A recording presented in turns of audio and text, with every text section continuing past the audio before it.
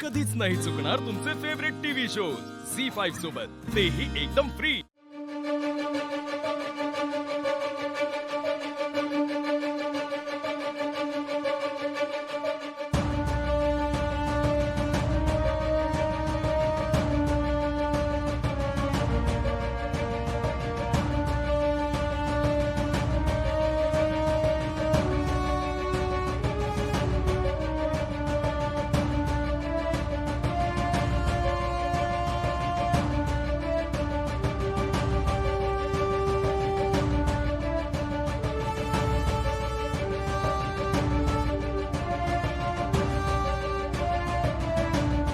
काय झालं? सांगा ना, काय झालं? भीती वाटते। भीती वाटते?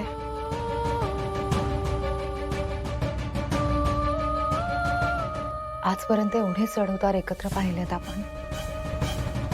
कित्येकदा असं वाटलं होतं की आपण एकमेकांना गमावू की काय, तरी आपण हार मानली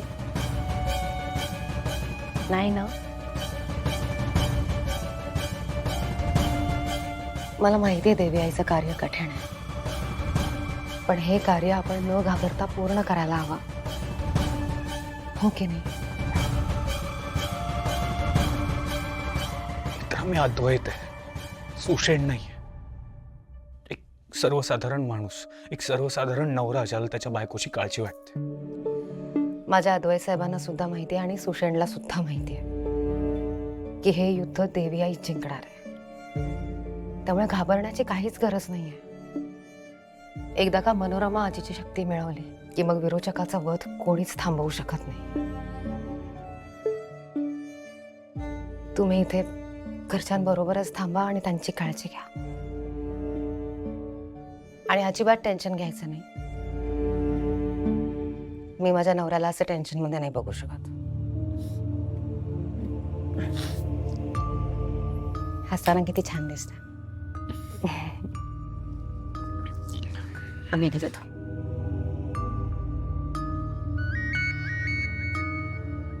आबांचा फोन? स्पीकरवर। हा आबा, मी तुम्हालाच फोन करणार होते। मी आणि इंद्राणी आत्या बाबोशीला येतोय। बाळा, हे सगळं काही विपरीतच घडतंय ग। काय असं का बोलताय तुम्ही?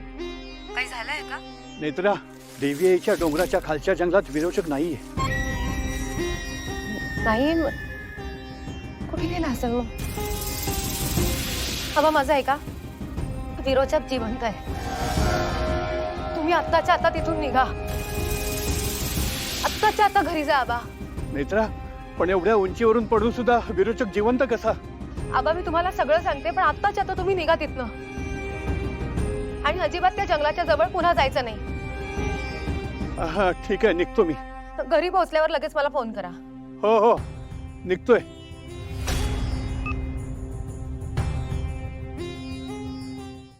झी5 ॲप डाउनलोड करा आणि पहा सर्व एपिसोड्स एकदम फ्री।